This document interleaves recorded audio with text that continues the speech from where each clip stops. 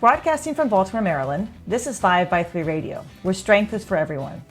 I'm your host, Emily Sokolinski, owner of 5x3 Training, a strength and conditioning gym in Baltimore, along with my co-host, Rebecca Fishburne, founder of Cornerstone Strength Maryland.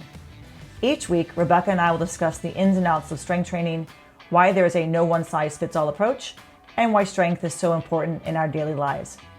Thanks for spending some time with us today. Now, on with the show. I haven't done this for so long, I forgot. Me too. Hi, everybody. Welcome back to 5x3 Radio. It is 2026. I think the last time Rebecca and I spoke, or actually podcasted together, was November of 2025. Lord. I think it was. I don't know what we talked about. I don't remember the topic. I'd have to go back and look. But it is now a new year. We're midway through January. Kind of. Today's the 13th. Is that right? Yes. Yeah, that's what the computer says. That's what my calendar says. I have a calendar, a paper calendar. Oh, you're so old-fashioned. I know. I'm so excited from the city, from Baltimore City, the Department of Public Works annual calendar. I've been waiting for it. Gail gave me one for the gym. I do not like using my phone for calendars. I do like referring to a paper calendar. I write on it. I still write on it. Yeah, I do both. I need that paper calendar. I need the visual of the calendar to see what I'm doing. So Rebecca and I have been busy. Of course, she's got 4 children. I don't have an excuse except, I have a husband. That's and no cats, no dogs. I got 4 kids and a dog, and you're just dealing with Diego. I'm just dealing with Diego, who makes me clean my office every now and then. But yeah, I'm over here in my messy house. But we are back, and we will be here. It is not just like today, and then you don't hear from us for another 3 months. We are back, and we've got a couple topics to talk about. So we're actually going to be podcasting soon if we can nail a day and time down. So that's the hard part. We thought we'd start off the new year with a quick podcast, quick discussion on balance training. We've never really talked about this. And I don't think we've ever talked about it. I think because we pretty much assume that like if you're strength training, if you're getting stronger, your balance is improving, And I think that that's true for the majority of people, right? And that's one of the selling points for barbell training, because what you're doing real time when you're doing the barbell training is figuring out how to stay balanced while you're moving with a heavy load in space. 100%. Yeah. So it's sort of built in. Yes. And so if you're doing that, you are getting a considerable amount of balance training at the same time that you're getting your strength training. Yes. And I've been using that term. I've been saying staying in balance a lot the past couple months. I find myself, I'm coaching. Our coaching doesn't change too much, but we continue to grow as coaches. We continue to find ways to speak to our clients, to communicate to our clients what they're doing and why they're doing it. And I've been definitely using the word balance a lot more. Like you're trying to stay in balance. You're trying to stay in balance when that bar is over the midfoot. The reason we put the bar here on our back versus here on our back, right? It's to stay in balance. And that resonates with people. When they hear that, it does start to kind of click that idea of like, oh, that's right. This is all about balance. Especially like with the squat, as Diego says, if we had clown feet, it'd be much easier to stay in balance when you're squatting. But we had this short little foot, so we have to really be mindful of our our midfoot. But yes, I think when people get stronger, their balance improves. Right, they're able to hold themselves better. They're able to walk better. They're walking taller. I remember Jan, our client who. She walked so fast. She was such a quick walker. And I remember she would say that when she first started with us, she was in her late 60s. She said, I walk and I fall. I walk and I fall. I walk and I fall. Because she would constantly be tripping and falling. And then she started training and she said, I still trip, but I don't fall. And I remember her saying that because she could now catch herself, right? She would feel herself starting to go, and the immediate reaction would be to kind of, hold herself steady. I was coming home, this is months ago, just from running errands. And I had all these bags in my hand, my backpack, and then, bags from wherever I was, grocery store or something. And I open up the door to the garage, the door into the house from the garage. And I start to step and I clipped my foot on the step and went barreling into the hallway with bags in my hands. And I started like, I mean, I was tripping, I was tripping over my feet and I managed to stay upright. I didn't fall. I didn't lose a bag. But it was like that moment of like, holy crap. I mean, I could have just face planted immediately onto the ground, but I didn't. And it was pretty remarkable. I just kind of, because I kind of kept going. It was like there was momentum there. So I kept the Yeah. momentum going. And I think that's what you do. Instead of like tripping and immediately falling, there's kind of a little bit of momentum to catch yourself, to catch your balance. Yeah, well, I mean, it's like you have the strength to be able to adjust Hmm. when there's an external force Exactly. applied to your movement pattern. And like that external force, I mean, I guess I usually think of it in terms of like I'm not, I mean, not to say that I don't trip, but like in that case, something's stopping Right. your forward progress while you're walking. But usually with me, it's like I'm walking the dog and the dog has a mind of her own. Right. And, like she sees the fox and she wants to like, bark and chase and whatever. And so, I mean, I've had clients before, older clients that walking their dog, even a small dog, where if the dog pulls on the leash, and then they get tugged along, they're not, like they notice a Right. big difference in Right. their ability to recover from that external force, if they've been strength training, doing some sort of strength training, and any strength training, and I mean like we're preaching to the choir, but Right. any strength training that you're doing with a barbell or at least that you're doing with like Hmm. kettlebells or free weights Hmm. or something like that is going to help train your balance Hmm. in a way that strength training, if you're just using machines, is not going to provide you. The machines give you the stability of the chair. You don't have to, you know, have any proprioceptive ability like where you are in space. And for some people, that's great. Right. Like I have a client in his 80s and balance is an issue for him, and he's not comfortable doing a lot of exercises that are not machine based. And you get to a certain point, and with certain people, where it's like, I don't really care. I would rather have a person do some sort of strength training that they're comfortable with, that they can be consistent Hmm. about, Hmm. and so and he has a little dog too. And his little dog is nuts. And when his little dog pulls him or Yeah. whatever, he's usually, he's fine. Sometimes he gets, knocked around a little bit, but he doesn't like have catastrophic Uh-huh. falls Uh-huh. because he's got some strength, Right. even though it's strength that he's built, on machine-based Yeah. stuff. Yeah. And that's yes. And ideally free weights are, you kind of start with machines and you go to like a dumbbell or kettlebell. And then of course, the barbell is going to provide you with more weight that you can work with, right? You can add more to the bar than More weight and it's more and more ergonomical, exactly. easier to carry the heavier So, weight. but what I notice, and this is I notice with younger and older clients, if someone's only doing, bilateral movements, squatting, pressing, benching, deadlifting, right? Two hands, 2 feet. Mhm. I had the experience with someone in their 30s. We switched him. Started doing some. We kind of switched up the program a bit to put in a little bit more unilateral work. And the first time, he sent me a video of himself trying to do a split squat. Mhm. I didn't mean to laugh, but it was like watching a baby gazelle and that's what we nicknamed him, Baby Gazelle, trying to like, Uh-huh. find their legs because Yeah. that is balance. That is that, I mean, work on one leg is as important as work on two legs. Like I think you've established a base of bilateral movement, right?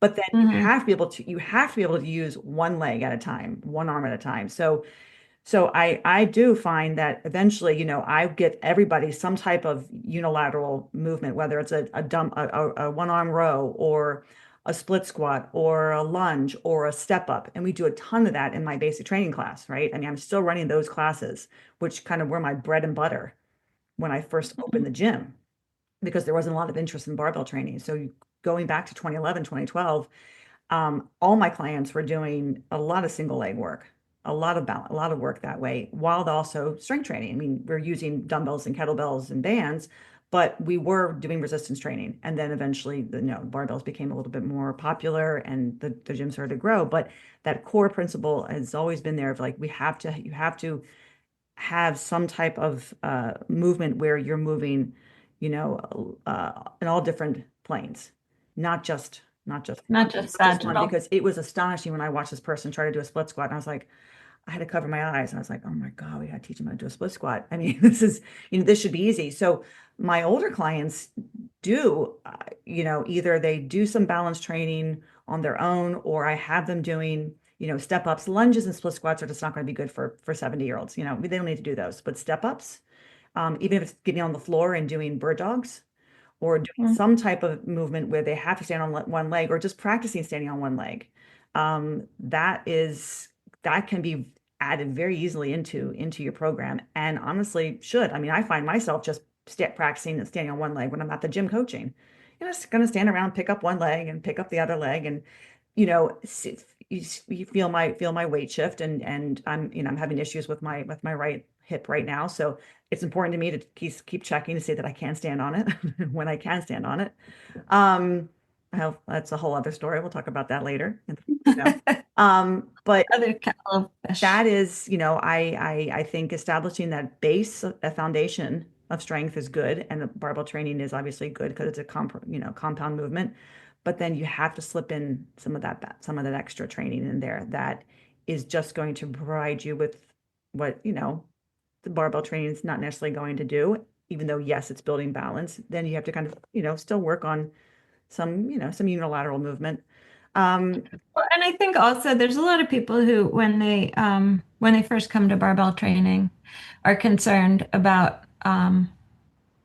doing single leg movements or that sort of thing. Like they're concerned about imbalances. right, Everybody has a dominant right, side and a weaker right. side. And that's something I hear a lot from people as they're just beginning to do barbell training because the linear progression, you're going to get stronger, more, get stronger, Yeah, faster, yeah, greater, yeah, all all of that that. stuff if you're using the barbell, both feet on the ground, both hands Mhm. attached to the barbell, like that kind of a thing. And the stronger side is gonna pull the weaker side along with it. The weaker side will likely get stronger than it would on its own Sure. anyway. But that concern about like, well, I still have, my left side is still weaker. What do I, like, am I gonna be off balance? Am I gonna be like people have that concern Right. and there's something to be said for trying to maintain some level of equal strength on one side versus the other. Mhm. The difference between the two isn't gonna really much change as you're doing the barbell training. It's both sides will get stronger in about the same proportion that they were to start out with Yeah. And we all have, giving people that, single leg right. exercise like you're talking about is it's good for strength training. It's good for their peace of mind. It's good for balance training Mhm. out in the real world. There's going to be lots of situations, stepping up onto, okay, like in my case, even just stepping up into our Jeep, which is That's right like for you. I'm practically getting my foot up around where my shoulder is to get into the Jeep. It's absurd. So being able to do stuff like Yeah. that out in the real world, there's going to be call for that. But it also helps with, balance training in a way that is weighted appropriately And for yeah, and somebody I at and I level of fitness. I think you're talking about stepping up. I mean, that's I find that, so a lot of my older clients, and maybe you find this too, if some of them live in the house that they have lived in forever, right? So there's still stairs. So they're still taking stairs. And I'll do work, not with everybody, but with some of them, we will actually do step ups, whether we go outside and we take the stairs up and down, at the gym, or just have I have two 8-inch boxes, and they'll do step ups, just casually up, step up, step down, either over the box or just back down. Some with weight, some without weight. But many people will, if they're not living in that house that they've lived in forever, move to a condo or move to a one level because they don't want to take the stairs anymore. Well, if you don't take stairs anymore, you actually do lose the ability to climb Mm. stairs, right? So having the strength training and also possibly just working on taking stairs if you live in a condo is going to be beneficial, not ignoring that, because you don't know where you might end up if you're going somewhere for like a wedding. I remember reading an article about what was it? I think it had to go along the lines with like strength training for older people, and someone was mentioning, I oh no, I know what it was. It was a kind of was one of those Dear Abby things. And it was, I feel, the wedding venue that where I went to wasn't appropriate for us because we couldn't walk on the, well, no, it doesn't matter. It's not about you. It's about the guests. I mean, it's about the bride and the groom. So maybe practicing, because you don't know where you're going to end up. So having those life skills kind of come into your training session it's not a bad idea, right? It's a good idea. But it's not everybody. Everybody's very individual. I don't have everybody doing step ups. I have certain people who I can see have trouble with stairs or tell me they have trouble with stairs. It's like people telling me they have trouble getting down on the floor and getting up. So we practice that. Others don't have that trouble, so they do it very naturally. They do it on their own without having Well, and a it's part of, specified, yeah, training. part of what you and I think aim to do in training people, particularly older people, is getting them comfortable and confident with their body and their Right. environment, whatever environment they might find themselves in. So it's, yeah, you pay attention to what they're saying and sort of introduce other opportunities for them to build that confidence and to practice those things. Yeah, and I think, Yeah. yeah, and getting down on the floor and getting up is also a balance exercise. I mean, it's very difficult for some of them to get up off the floor. There is balance required in that, either sometimes having to some of them go on a knee, some of them having to kind of, get up onto their all fours, but with their butt up in the air to walk their hands back. I mean, it's not just one leg at a time. It's also just being able to kind of be down there, kind of up and almost upside down, and realizing if they have the strength, they're able to figure out where their weight should be, right? How to shift their weight forward, how to shift their weight back. So all of these can be incorporated into your training. And if you make them part of your training, it's easy to practice, right? It's like you're at a physical therapy office now.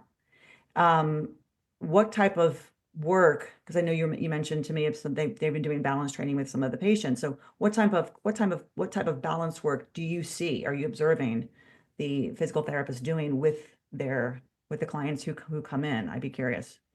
Yeah, I mean, p people come in and they sometimes their referral is just balance and gait Mm, training.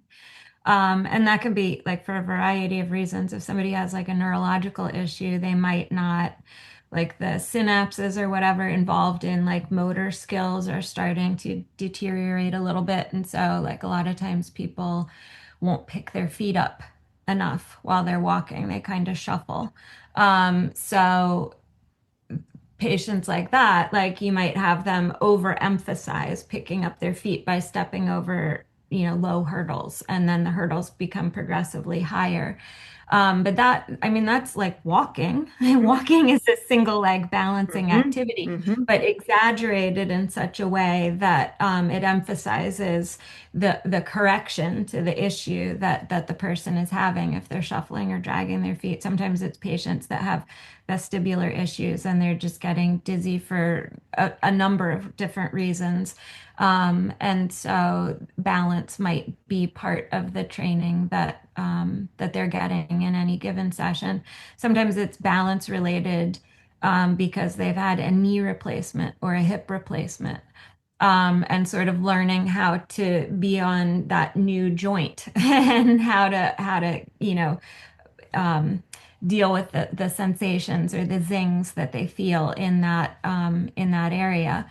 And so, I mean, like you were mentioning before, something like sometimes you'll have patients do single leg, but just balance on a single leg. Like you're talking about doing that yourself just while you're in the gym.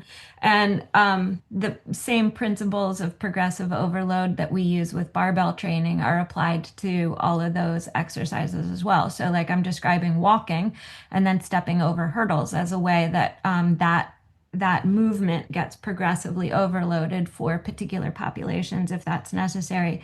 Something like a single leg balance exercise would be progressed in a couple of different ways. And not always like we usually don't add time to mm-hmm. it. So 30 seconds is about how long somebody is asked to stand on one leg. But if they start out doing that on the regular floor. That might be progressed. And there's like a little ballet bar, Right. whatever Right. you call it. And sometimes people start out single leg balance and they have to have both hands on the bar. So obviously, then you're going to progress that by asking them not to use an external Right. stabilizer. From there, you could progress that by asking them to close their eyes. It's a lot harder to find your balance when you take away the visual, Mhm. the focal point. Another way you might progress that for a lot of the population is to give them a foam pad to Mhm. stand on. Mhm. So you're making the surface Mhm. unstable.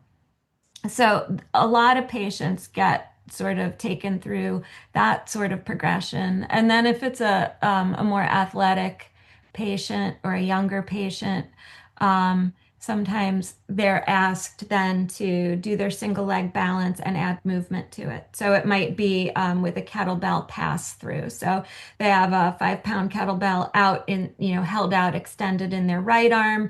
They have to transfer it to their left arm and extend that left arm Mhm. out.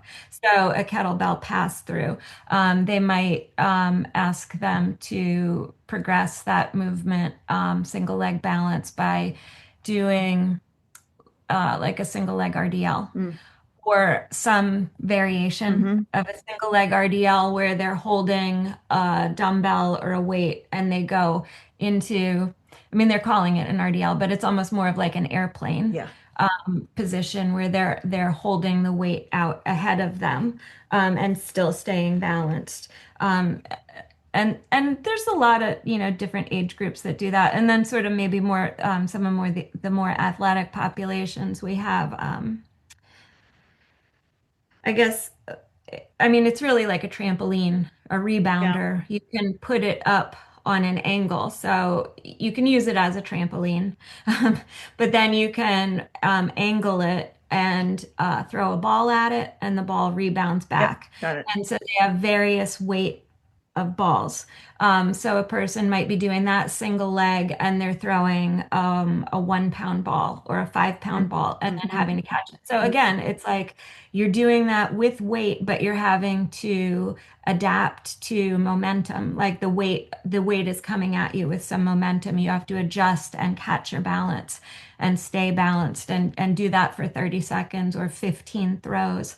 And then from there, that person might be asked to do the same thing, but while standing on a Bosu ball. So a Bosu ball, I assume most people know what that means, but basically, it's like a large rubber ball that's cut in half, Right. and it has a flat surface Yeah. on one side, flat on one side, domed on the other. They'll usually put the domed side down so a person has, pretty wide space to try and Yeah. figure out Yeah. how to center themselves in that. Sometimes they have a person just standing on the Bosu, Yeah. right? Doing like a lunge, like a step up onto the domed side of the Bosu to a single leg position, Mhm. and then getting their balance up Mhm. at the top of that. So there's lots of different ways to kind of play around with balance training, and none of that is stuff that replaces strength No. training, and it also doesn't compete with strength Right. training. So like you could do that balance training the same day as your strength training at the end of a lift session. You could do it in between, like you're talking about, like do it while you're brushing your Yep. teeth, do it while you're cooking dinner, if that's something that a person feels like they need practice with. And it's good, I think, for a lot of people, especially, well, if they're coming back from some sort of knee or hip replacement or an injury or something like that, to get all of those little um, balance muscles in the ankle, around the Yep. knee, working Yep. all that Yep. proprioception, and also just for building an individual's Yep. confidence in their Yep. body. Um, And I don't realize how, it's something that obviously I spent my entire life doing, right? As a dancer, you're oh on yeah, one leg. That's just like, it's easy. Like you just have to stay on one leg. It's still hard, especially when you're in a ballet slipper it's not really allowing you to really open up the foot all the way. It's kind of, you're kind of crammed in there and then you've got a point shoe. But you do work on your balance that way. So it's always, I've kind of always spent my life having, you know, I mean, still had to work on my balance, but having good balance. So it's interesting to watch people struggle with that balance, just picking up one leg, just being able to hold a Mhm. foot off the floor, not even up to your knee, just even to your ankle, and watch the person kind Yeah. of, struggle. But over time, just like with anything, the more you do it, the easier it gets, right? Yeah. You can practice that. We started doing balance training with Mona. So Mona's my 87-year-old, and she'll be 88 in March. And she's doing great. She looks great. She's feeling good. But she said to me, about a month ago, she goes, my balance, I really want to work on my balance. I'm like, I think that's a great idea. Like, let's get to it, because she's not, she is 87 years old. So there are going to be times where she's sick, when she's old, when she's tired, when she's Mhm. forgets a session because she's busy doing something else, not because she just isn't just sitting around watching TV. She's been busy packing. They're getting ready to move to Maryland to live near, close to Liz. Wow. So there's a lot going on, but we have started balance training, and something that we started with her is some just like what you're talking about at the PT facility.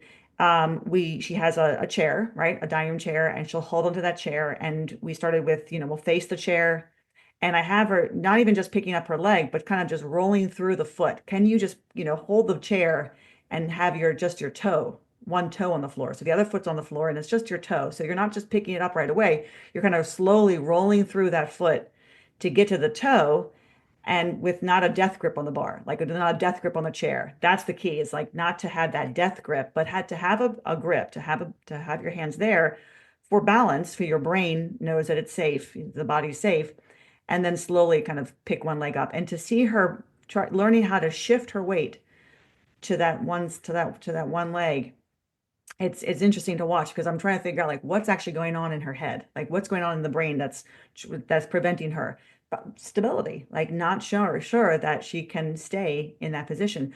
But we've done it a couple times, and each time she's able to hold her leg up a little easier, a little longer, a little longer. She can march Yeah. in place, no problem. But then you ask her to kind of like hold one leg, um and that's the challenge. Now, what I want to try with her is doing the marching without holding on to anything, and then pause and see how that affects her, versus holding on to the chair already and then trying to balance, but get your leg up and then take your hands off. There's something about probably the momentum of just marching and then stopping. She'll probably be able to hold her leg longer, because her brain's like in the mode of like, oh, right, I'm marching, I'm marching, I'm marching. And then there's a pause there. And it almost like will take a few seconds to react to, wait a minute, I'm standing on one leg. So I'm curious to see what happens if we try that, because right now we've been doing just hold on to the chair and try to lift the leg, and then try to take a hand off and then two hands off, right?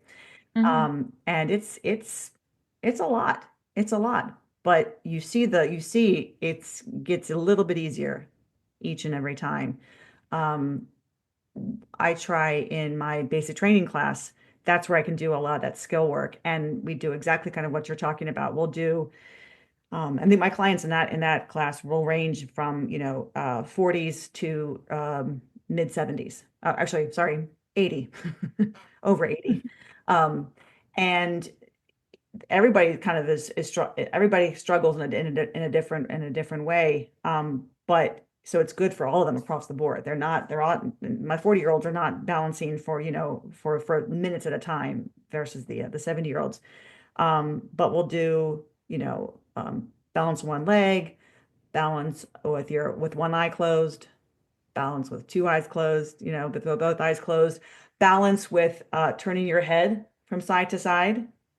Yeah. We have a A lot of ball. our vestibular patients who have had Yeah. strokes, like that's the thing they'll have to do is like balance and turn their Mhm. head, staying focused, That is and then, interesting. That's, yeah. not having to throw up afterwards. Right. Yeah, that's like real slowly, like balance and turn your head. We have balls. We'll throw balls back and forth to each other. So we'll partner up and we'll catch a Hmm. ball. One of my clients will work on his balance on his own. He'll throw a ball against a wall and catch it. Um, I have cones. I have like short little cones that I'll put on the floor, and we'll do like reach with a hand, reach with one foot, reach with the other foot. Mhm. reach with your hand and a foot at the same time kind of thing, so you're kind of Yeah. moving in different. Well, yeah, that's like I guess it's a PT exercise, the star Hmm. excursion, Hmm. where you have different points Yeah. around this, like you're at the center of the Yeah. star, and there's different points that you have to touch either with your foot Yeah. as you go all the way around, balancing on one foot, or sometimes like you're saying with Yeah. the cone, and a person will have to And it do makes it it, like an yeah, RDL in different makes directions. it a lot more interesting, makes it fun. We do it at the end. We have to do it at the end. So that's on that day. I call it my skills day. We have our, our warm up, we have our strength work, and then we have our skill work. And the other day we did crawls and rolls. So we were working on getting down and getting up off the floor. So crawling to roll to crawling to roll and then stand up and balance. So I was trying to make them kind of, stand up and then automatically try to take a foot off the ground to, to pause and balance.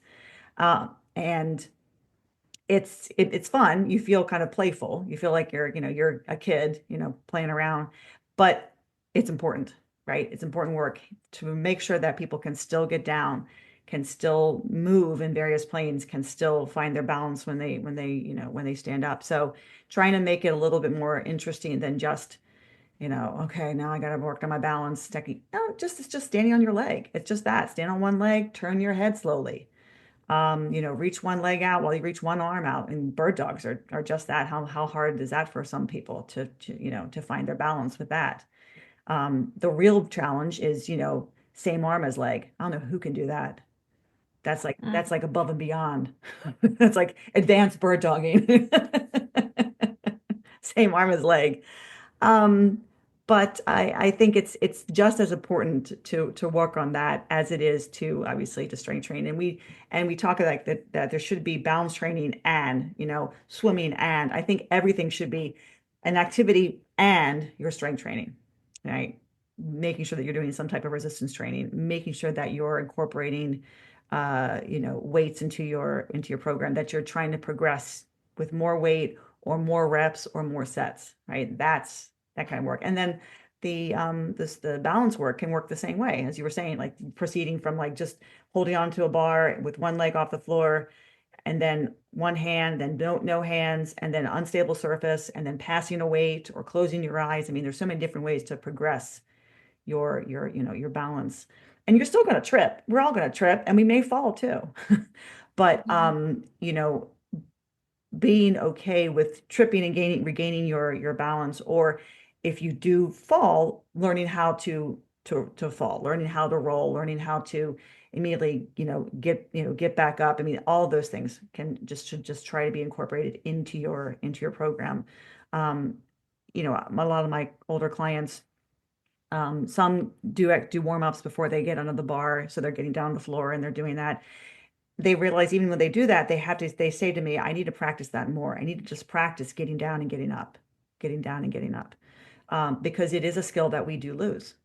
We definitely lose that It's like skill. I'm thinking about it, and it's like a skill that we lose because it's an activity that we stop doing. Exactly. I'm thinking about like I can go through an entire day without being on the floor, right? It's like I am laying down in the bed. I go from there to standing.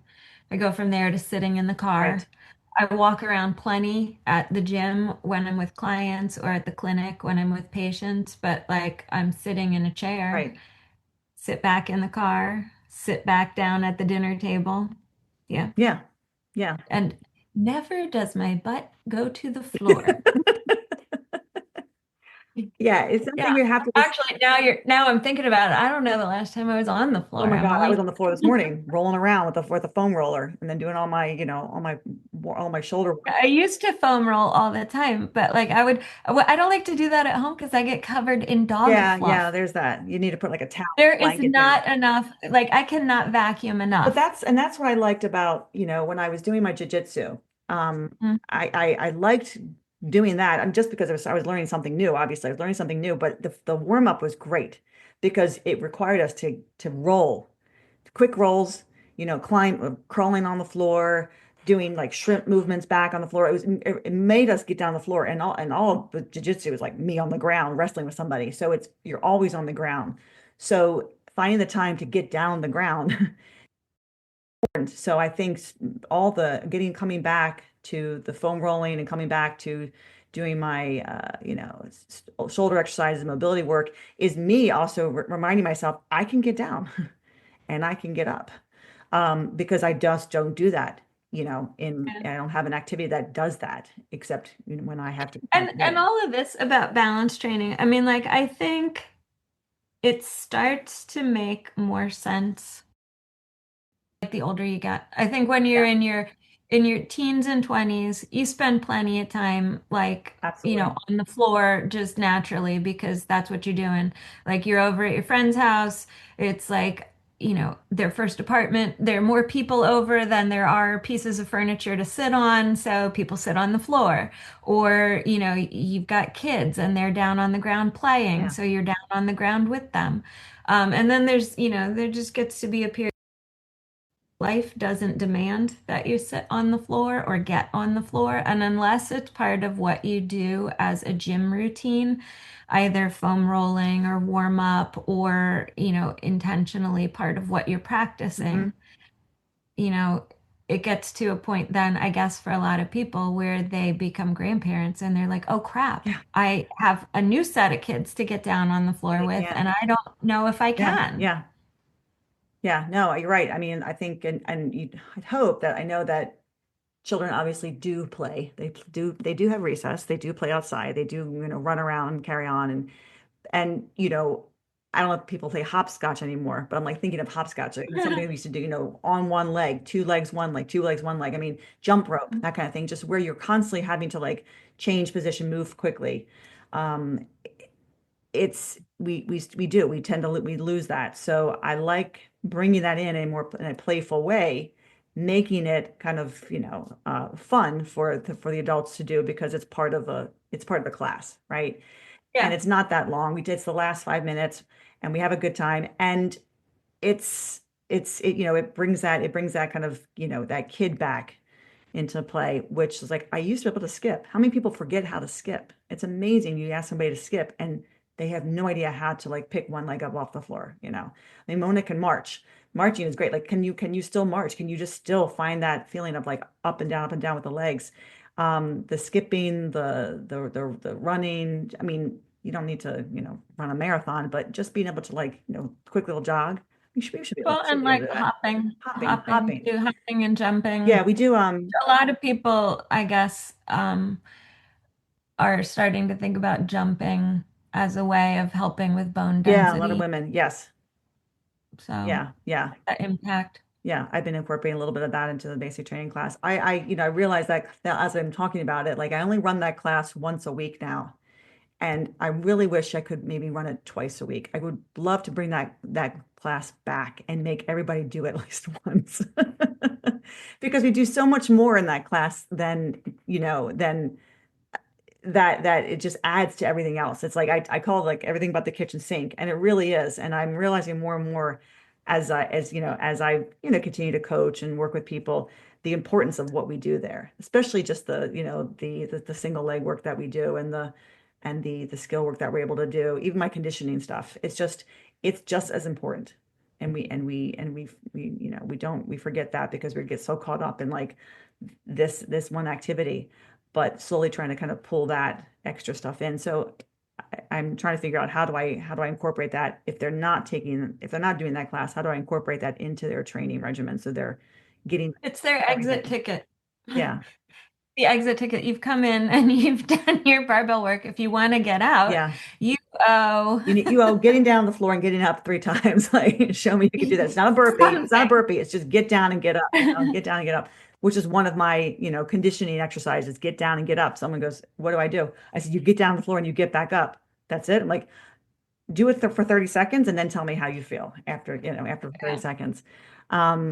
But yeah, so I'm definitely thinking more and more these days about the balance work too and how to make that a part of people's program. And they're starting to realize, like Manny was saying, how he needs to work on his balance. So I saw him on the ground the other day doing his bird dogs, you know, um, because we forget that, we take it for granted that we can still do that.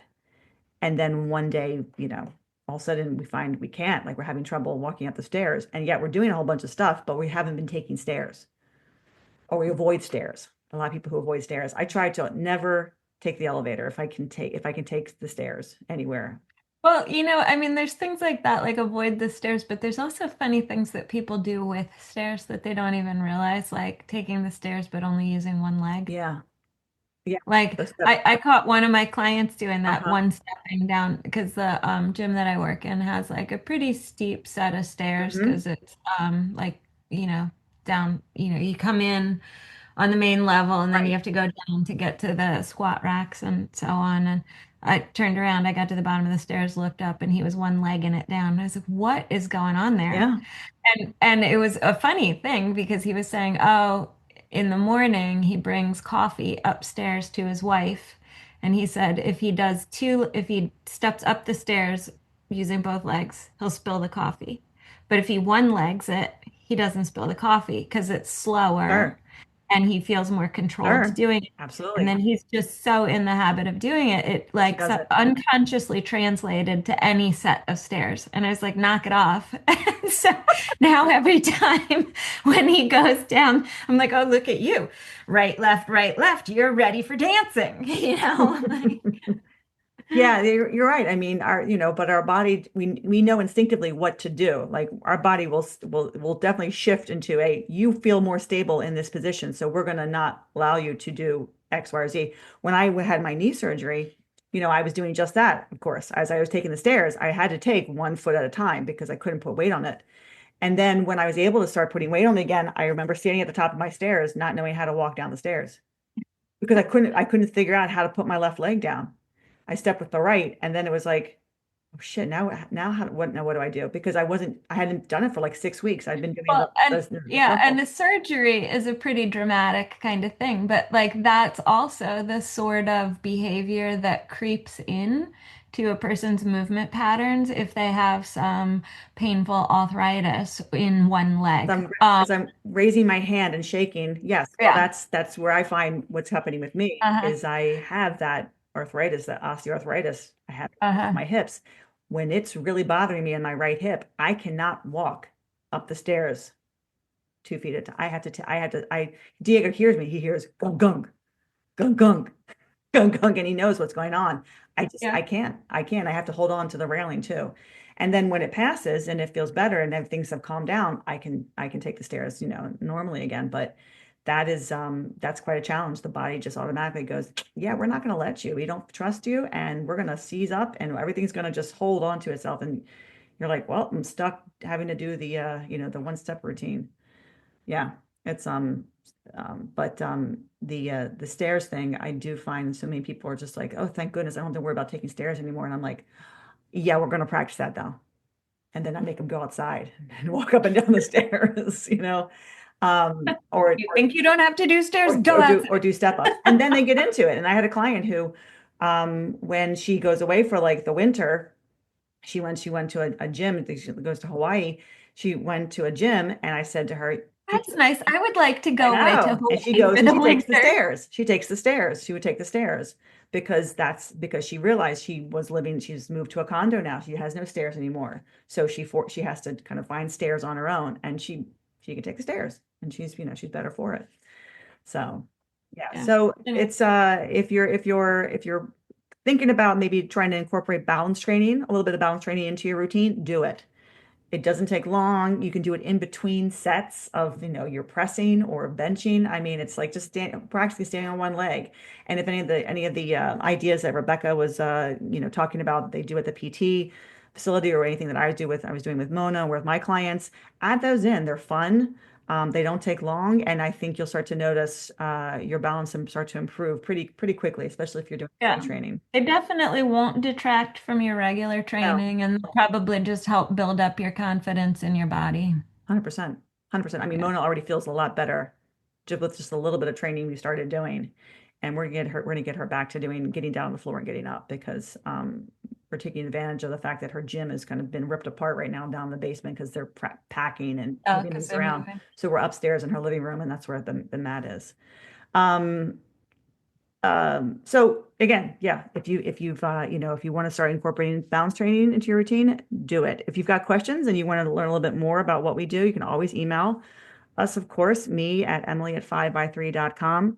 And if that's for some reason is not working, I've had some people having a hard time getting their email sorted to me. Something's going on with like the email and Yahoo and Comcast. Like a lot of the stuff is just not, I'm unable to email people back from the 5by3 contact info.